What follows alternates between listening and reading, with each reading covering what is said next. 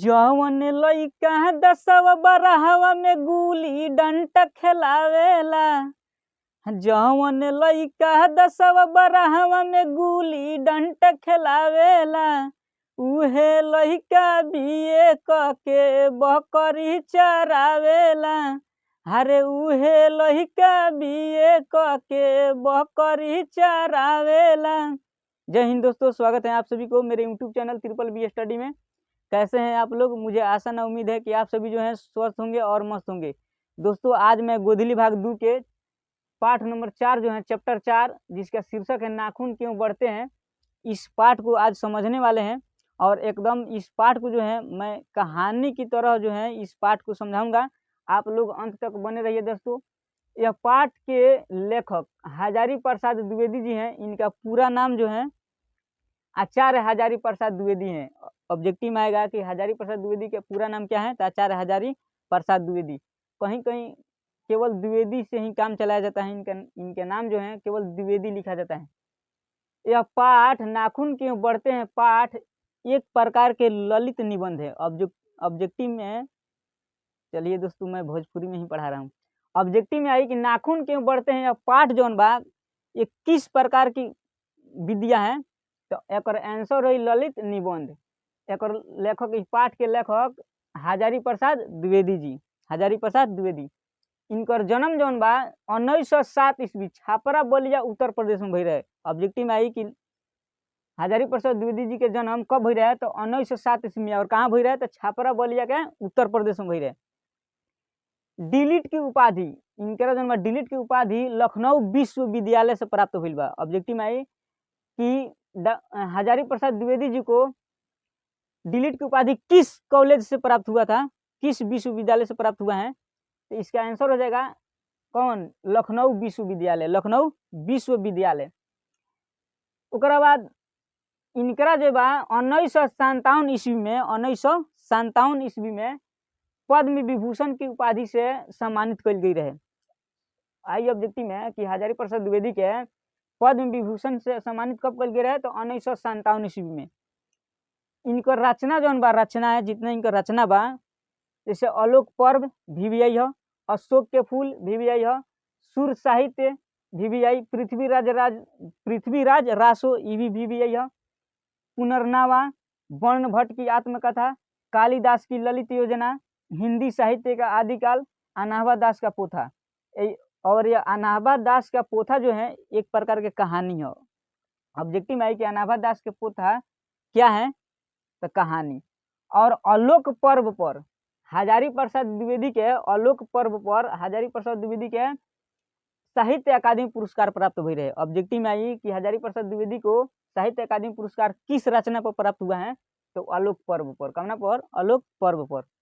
तो VVI में 3-4 गो बा दोस्तों, आप लोग रट लीजिएगा। जैसे आलोक पर्व, अशोक के फूल, सुर साहित्य, पृथ्वीराज रासो और पुनर्नवा, ये सब क्या है, VVI है। बाकी इस सब को याद कीजिएगा या मत कीजिएगा दोस्तों।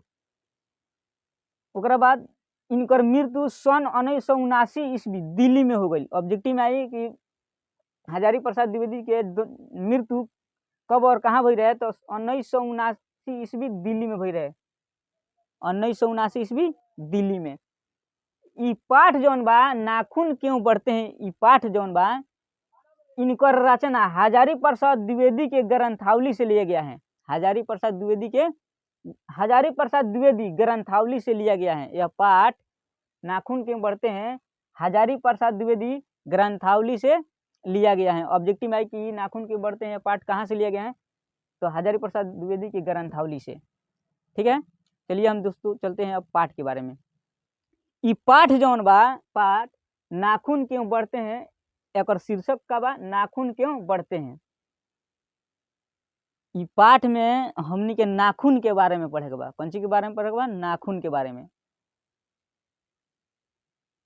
ई पाठ एगो अल्पज्ञ पिता और एक छोटी सी लड़की के बीच के संवाद है। अल्पज्ञ का अर्थ होता है, माने अल्पज्ञ के अर्थ होला बहुत कम जानने वाला, और सर्वज्ञ का अर्थ सब कुछ जानने वाला, और अज्ञ मतलब कुछ नहीं जानने वाला। तो अल्पज्ञ पिता से जब उनकी छोटी लड़की, वही जो थे लेखक थे हजारी प्रसाद द्विवेदी, इनकी छोटी लड़की जब इनसे पूछी कि पिताजी नाखून क्यों बढ़ते हैं, लड़का जौन होला सन छोटी छोटी बच्चा वो ऐसा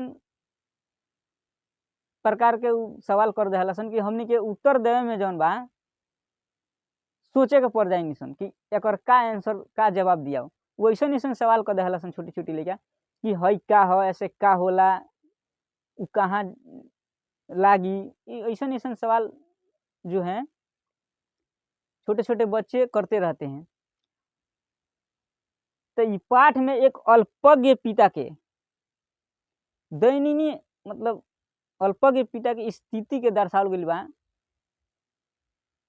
तो जब इनकर लड़की पूछते कि पिताजी नाखून क्यों बढ़ते हैं, तो लेखक तनका सोच में पड़ल है और फिर एक बेर चल देता रहे लाख वर्ष पहले, मैंने नाखून के बारे में बताओ खातिर अपने बेटी से लाख वर्ष पहले के बात अपने बेटी से बताओ शुरू कैले बने। कहत रहन कि जब हमने के आदि मानव रहनी सन, आज से लाखों वर्ष पहले जो है जब हम लोग आदि मानव थे, मतलब जब मनुष्य जो थे आदि मानव रहे, तो वो टाइम मनुष्य अपना नाखून से अपन रक्षा करत रहे। मनुष्य के पूंछ भी रहे, नाखून भी रहे और बड़का बड़का दांत भी रहे।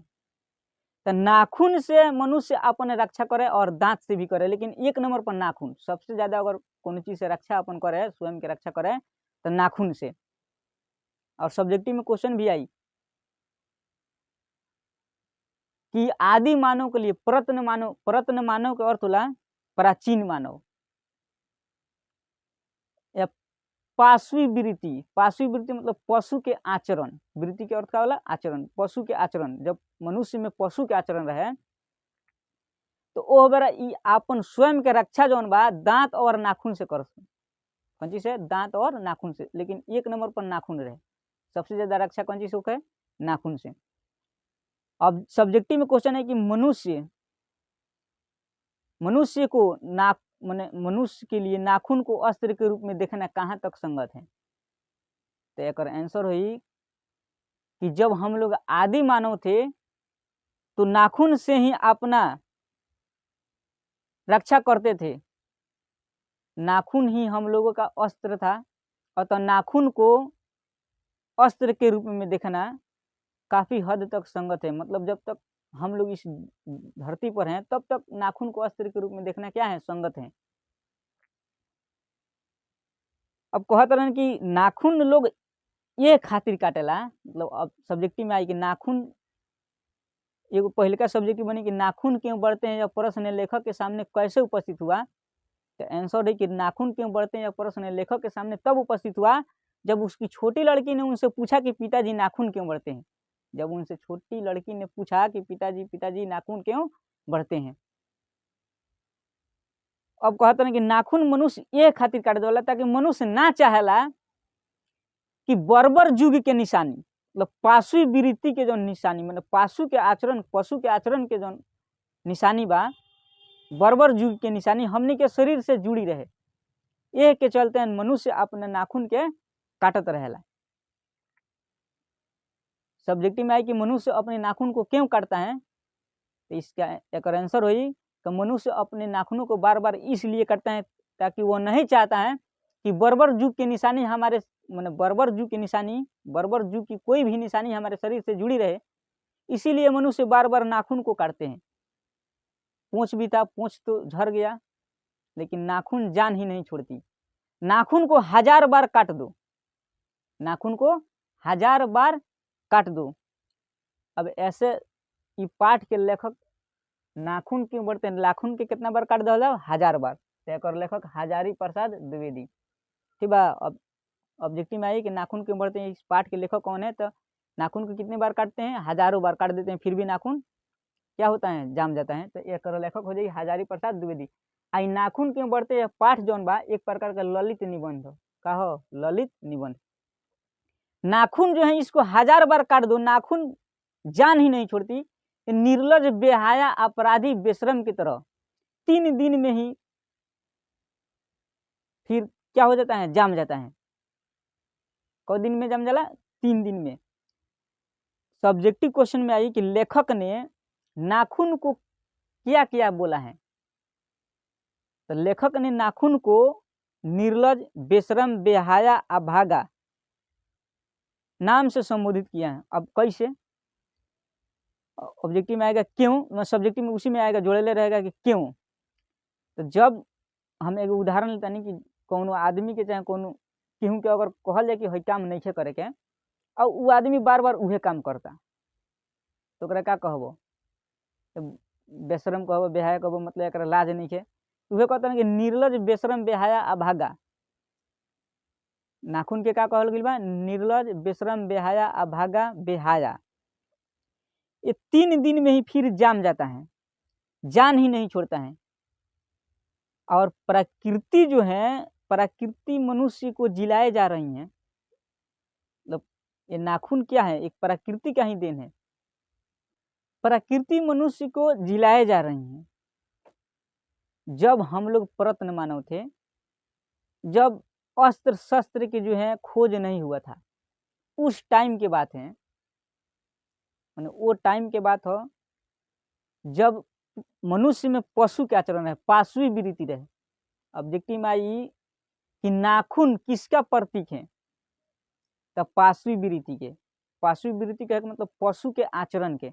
हमने के नाखून जे रखता लोग शौक से बड़ा, ओकरा यह भूल बा कि नाखून रखल एगो पशु के आचरण के समान बा। मतलब वो बड़ा जे अंध शाहजात मनुष्य थे जो नाखून को संवारते थे, नाखून को रखते थे, तो वो अपने रक्षा के लिए। लेकिन इस टाइम जो है कई अस्त्र शस्त्र, मतलब कई महान महान अस्त्र शस्त्र तैयार कर लिए गए हैं, इस नाखून को क्या जरूरत है। उसके बाद ये चैप्टर में, ओकरा बाद इस चैप्टर में बाकी कहत रहन कि ओ बड़ा भगवान इंद्र, भगवान के समय में भी भगवान इंद्र एगो डिढीची मुनि के हड्डी से अपन वज्र बनेले, मतलब वज्र के मतलब छाती पर लगावेला, देह पर, कि ताकि औरी कोनो प्रहार करी हम शरीर पर तो हमरा लागी ना। तो भगवान इंद्र डिढीची मुनि के हड्डी से वज्र बनवैले रहलन। ऑब्जेक्टिव में आई कि किसने डिढीची मुनि के हड्डी से अपना वज्र बनवाया था, तो भगवान इंद्र ने। या भगवान इंद्र ने किस किस की हड्डी से अपना वज्र बनवाया था, तो डिढीची मुनि की हड्डी से। ठीक है दोस्तों, उस समय जो है, उसके बाद लोग आर्यों के पास जो है, जब आर्यों के पास लोहा के खोज किए थे, आर्यों ने लोहा के खोज किए। अब साइंस में भी पढ़ना है, इतिहास में, कि लोहा के खोज किसने किया है, आर्यों ने। तो जब लोहा के आविष्कार हो गया, तो कई तरह के जो है अस्त्र शस्त्र तैयार होने लगा। और उस वक्त असुर भी थे, लेकिन उन लोगों के पास जो है लोहे के अस्त्र नहीं था। और जा करके उस समय कुछ लड़ाइयाँ भी हुई थी, जिसमें देवताओं को जीत हुआ था। किसके वजह से, लोहे के अस्त्र की वजह से। उसके बाद एटम बम बना, एटम बम, जो कि अभी दुनिया में बहुत सारे बम जो हैं बनाए जा चुके हैं, जो कि आधे घंटे में दुनिया को विनाश कर सकती हैं। अगर यदि पूरा देश जो है एक साथ अपना अपना परमाणु बम छोड़ दे, पूरा पृथ्वी खत्म कर देगा। तो उस समय एटम बम जब आविष्कार होखे लगल, तो मनुष्य जौन बा एटम बम पर विश्वास करके बहुत आगे की ओर बढ़ल, कि अब हमनी के जौन बानी सन एकदम विकास कर गइल बानी सन। अब हमनी से माने जंगली जानवर के लायक अब नहीं जान। तो एटम ऑब्जेक्टिव में आई कि मनुष्य किस पर विश्वास करके आगे की ओर बढ़ने लगा, तो एटम बम पर। कथी पर, एटम बम पर। ओकरा बाद वात्स्यायन के काम सूत्र में, माने नाखून के बारे में एक और पुस्तक बजावने के जौन में एक रचना कइल गेल बा। वात्स्यायन के काम सूत्र एगो रचना हो, जौन के रचना हो वात्स्यायन के काम सूत्र में। काम सूत्र से ये पता चलेला कि 2000 वर्ष पहले, कितना वर्ष पहले, 2000 वर्ष पहले जो है मनुष्य नाखून को जम करके संवारता था और उसका कई आकार देता था, जैसे त्रिकोण, वर्तुलाकार, दंतुलाकार, चंद्राकार। सब्जेक्टिव में आई कि नाखून को कैसे आकार दिया जाता था, तो त्रिकोण, वर्तुलाकार, चंद्राकार और दंतुलाकार। और उस समय लोग जो बा अपना नाखून के अलकतक और शिक्षक से, अलकतक के अर्थ होला आलता और शिक्षक के अर्थ होला मोम। ऑब्जेक्टिव में आई कि अलकतक के अर्थ क्या होता है, तो आलता, और शिक्षक के मोम का होला, शिक्षक के अर्थ का होला, मोम होला। तो उ लगा के नाखून पर, नाखून के लोग चिकना और घिसीली बनावे, ठीक बा। अब इन नाखून पर लोग का बन लगावे, अलकतक मतलब आलता और शिक्षक मोम। अलकतक आलता लगावे, आलता से मन पर ही मतलब आलता, एकरे से तनका लॉजिक लगा के मतलब ई पाठ जौन बा ललित निबंध हो, कहा ललित निबंध। और लेखक कहत रहे कि उस समय, आज से 2000 साल पहले, लोग अपने नाखूनों को संवारते थे, लेकिन वह भी एक समय होगा और अभी के भी समय है कि अभी जो है नाखून, बच्चों को जो है नाखून बढ़ाने पर पीटा जाता है, लेकिन वह भी एक समय होगा कि नाखून काटने पर पीटा जाता होगा। मतलब यह बार हमनी के लइकन जौन बड़ा सन नाखून बढ़ावला सन तो उनकी के पिटाई करें जा, लेकिन उ एगो समय होई कि जब उ नाखून काटत हुई सन तो उनकी पिटाई होती। और कहते हैं कि गौड़ देश के लोग, गौड़ देश के लोग आज से 2000 वर्ष पहले गौड़ देश के लोग बड़का बड़का नख पसंद करे, बड़ा बड़ा नख रखे। मनुष्य सभ्यता मतलब इस सभ्यता में भी गौड़ देश के लोग बड़का बड़का नख रखे। और दक्षिण भारत में, दक्षिण भारत के लोग जो है छोटे छोटे नख को पसंद करते हैं। दाक्षिणात्य देश के लोग जो थे छोटे छोटे नख को पसंद करते थे। ऑब्जेक्टिव में आएगा कि किस देश के लोग बड़े बड़े नख पसंद करते हैं, तो गौड़ देश के। और किस देश के लोग छोटे छोटे नख पसंद करते हैं, तो दाक्षिणात्य देश, दक्षिण भारत के लोग। अब इस पाठ में कहा गया है गौतम बुद्ध के बारे में। उन्होंने कहा है, गौतम बुद्ध ने, कि मनुष्य की मनुष्यता यही है कि सबको, मनुष्य सबको सुख दुख को सहानुभूति के साथ देखता है। मनुष्य की मनुष्यता यही है कि सबको सुख दुख को एक साथ मतलब सहानुभूति के साथ देखता है, यही मनुष्य की मनुष्यता है। ऑब्जेक्टिव में आई कि मनुष्य की मनुष्यता क्या है, सुख दुख में सबको, सुख दुख में सहानुभूति के साथ देखना। ओकरा बाद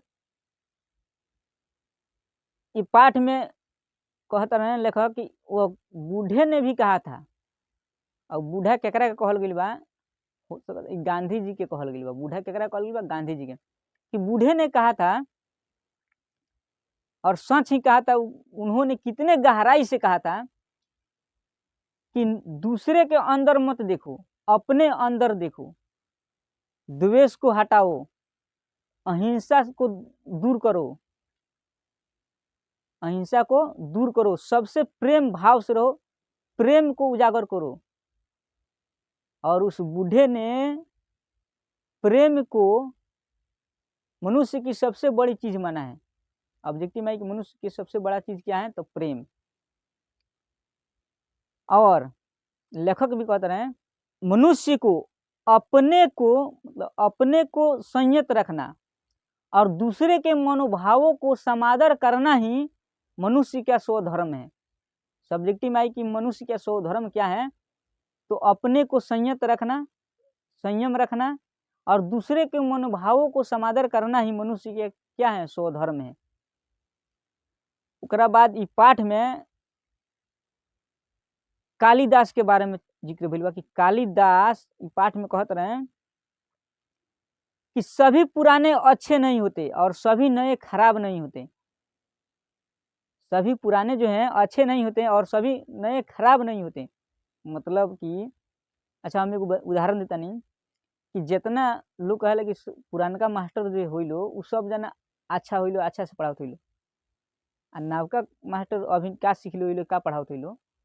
तो हम बता दें कि जितना पुरान ई ना जे जितना पुरानका मास्टर होइलो सब जना अच्छे होइलो, अच्छे से पढ़ाओ लो। अरे जे मेहनत करके ना पढ़ाई कहियो अच्छा से ना पढ़ाई। और ई ना जे जितना नया पढ़लो उ खराबे पढ़ाओ लो। कहल बा कि सभी पुराने अच्छे नहीं होते और सभी नए खराब नहीं होते। किसने कहा है? तो कालिदास ने कहा है, और कहा इसने लेखक ने भी कहते हैं कि सही ही बात है। सभी पुराने मोह जो है वांछनीय नहीं होता है, सभी पुराने मोह वांछनीय नहीं होता है। दोस्तों इस चैप्टर में इतना ही पढ़ना है। और चलिए हम इसके सब्जेक्टिव को देखते हैं। सब्जेक्टिव जैसे में पहला आएगा कि मनुष्य अपने नाखूनों को क्यों बार बार काटता है। तो मनुष्य यह नहीं चाहता है कि अपने नाखूनों को जो है मनुष्य यह नहीं चाहता है कि बर्बर जू की निशानी हमारे शरीर से जुड़ी रहे, इसीलिए मनुष्य जो है अपने नाखूनों को बार बार काटता है। नाखून को अस्त्र के रूप में देखना कहाँ तक संगत है? नाखून को अस्त्र के रूप में देखना काफ़ी हद तक संगत है, क्योंकि जब हम लोग आदि मानव थे तो नाखून से ही अपने अस्त्र शस्त्र से नाखून को ही अपना अस्त्र मानते थे। नाखून ही हम लोगों के लिए अस्त्र था और इससे अपने शरीर की क्या करते थे? रक्षा करते थे। अतः नाखून को अस्त्र के रूप में देखना काफ़ी हद तक संगत है।